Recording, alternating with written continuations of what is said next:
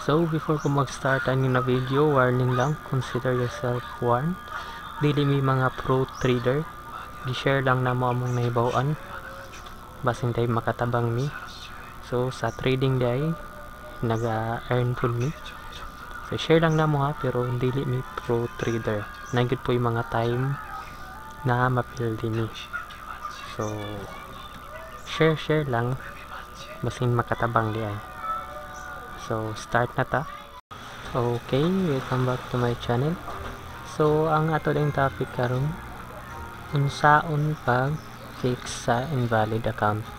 So unay nangutana sa kuha, every time daw mag-login siya sa MetaTrader na platform, invalid account daw. So ang nakabutang dari invalid account. So naay mga rasonan ano mag-invalid account na siya. Una is basin wala gina siya na register na account.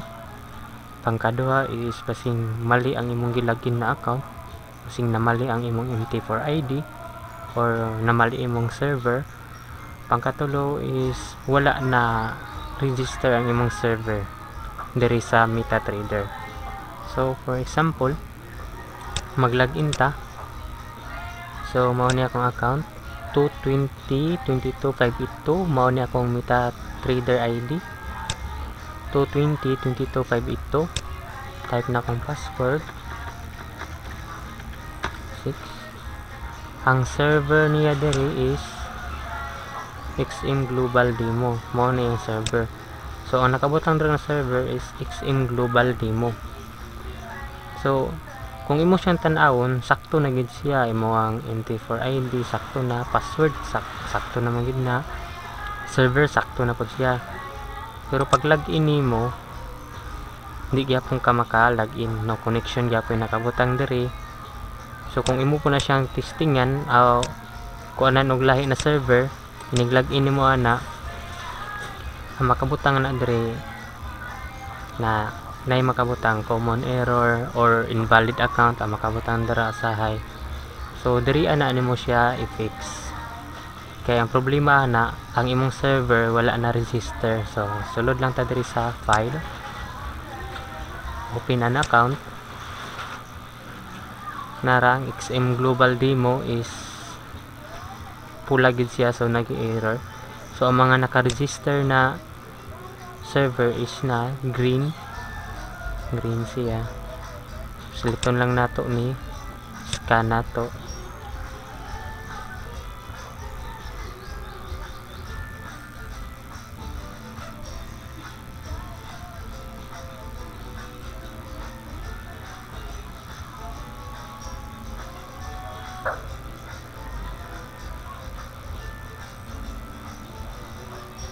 Okay.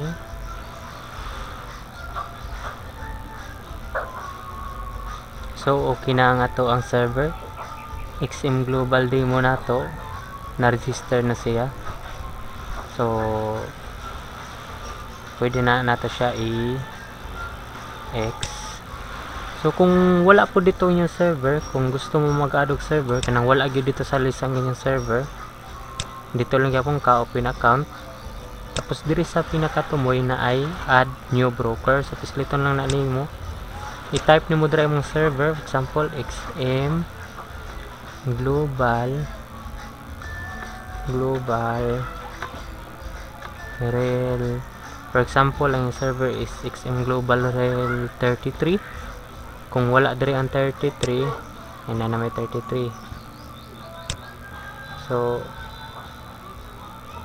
add XM Global. Type ra ninyo yung server kung wala sa listahan ninyo. Kung wala diri sa listahan yung server, type lang ninyo diri kay add man na ninyo. Example 45.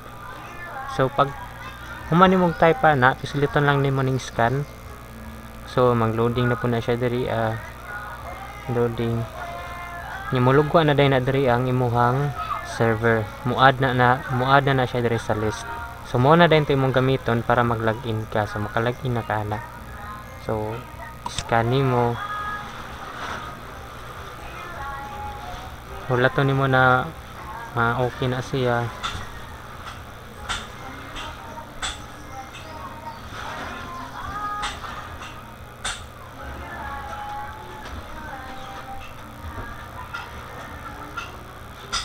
So kana okay na siya.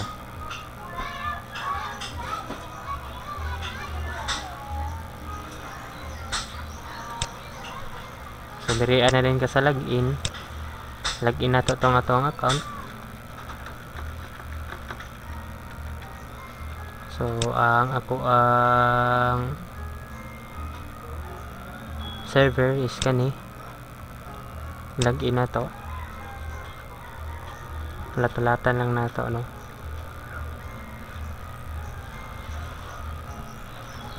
Ayun, so kani nakakonect na siya. Okay, nakakonect na siya. So yung ato lang, no, pag fix, no, kung feeling ni mo na sakto na gid imong gipang login o imong gipang type dira imong ID, imong password, imong server, okay na nya mo invalid account siya or connection error, ang problema rato kay ang server wala sa listahan ng server, or kung naamang galing wala siya na register. So ana lang, no, so kana lang sa karon. Daghang salamat.